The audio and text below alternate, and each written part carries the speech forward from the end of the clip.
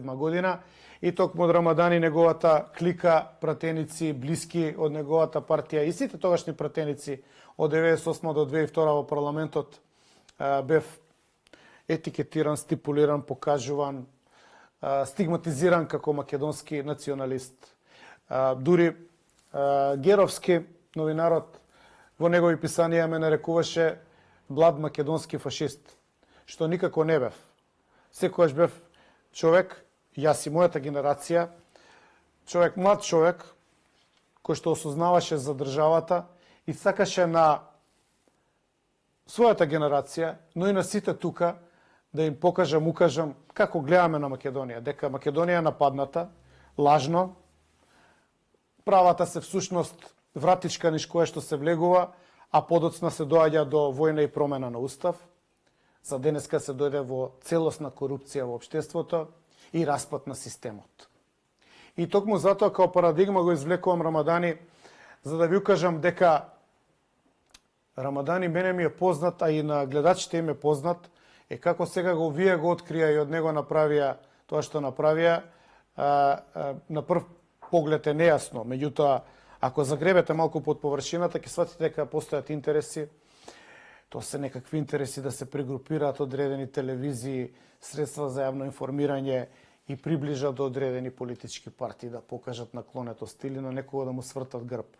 Значи, медиумите наместо да ја држат својата независност, да информираат, стануваат продолжена рака, пропаганда и алатка на партиите и не расчистуваат, не ја предизвикуваат корупцијата и она што е лошо во општеството, туку стануваат алатка која што ќе го подржи тоа или алатка која што ќе биде искористена за да се одржи еден таков нужно неодржлив систем во кој што веќе не постои долно дно, не постои стоп во слободниот пат, не постои идеја како тоа да се реформира, односно да се промени на подобро.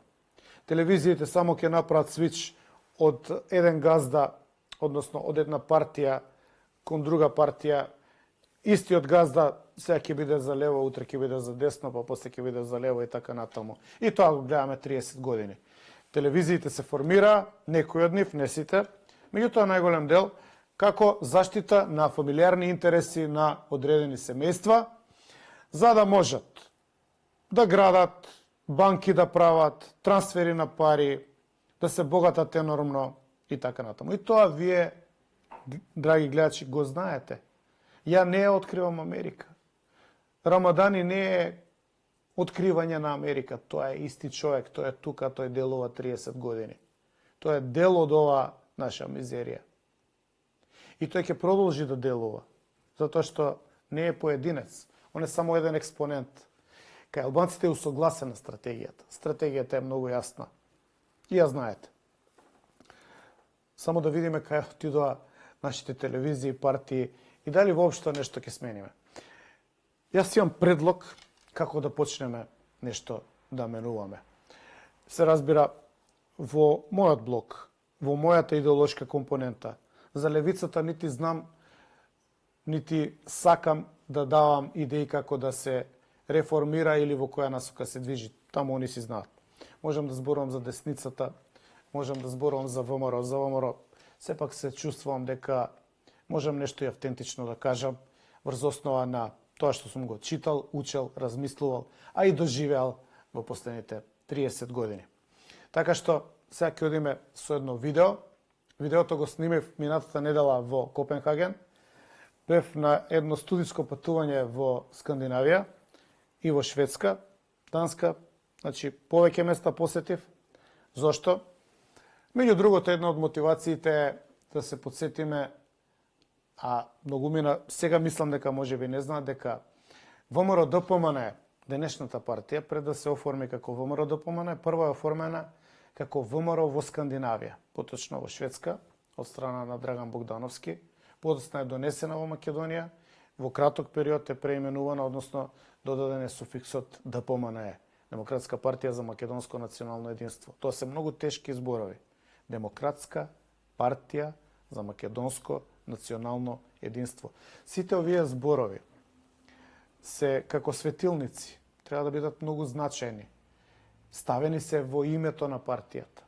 ВМРО знаете што значи, меѓутоа и ДПМН. Тоа треба да значи нешто посебно, нешто различно, нешто што ќе доведе до катарза на македонскиот народ, нешто што ќе ја промени и днината врз основа на добри действија во сегашноста, а никош нема да ја заборави историјата, нешто кое што до тогаш го немаше македонскиот народ и затоа ја доби таа подршка во 90-тите години.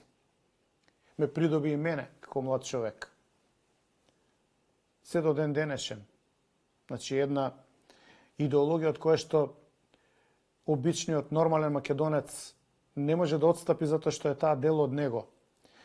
Криците, врисоците, жртвите на оние што загинаа за да се оформи Македонија, за да се дојде до независна држава, дали е неовисно назад Аснон, дали е Илинден, дали е се Разловечкото, Крестенското востание, дали се преродбениците и многу наназад.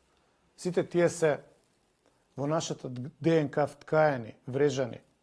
Нашето тело, нашите мисли, нашиот дух се сеќава на тоа.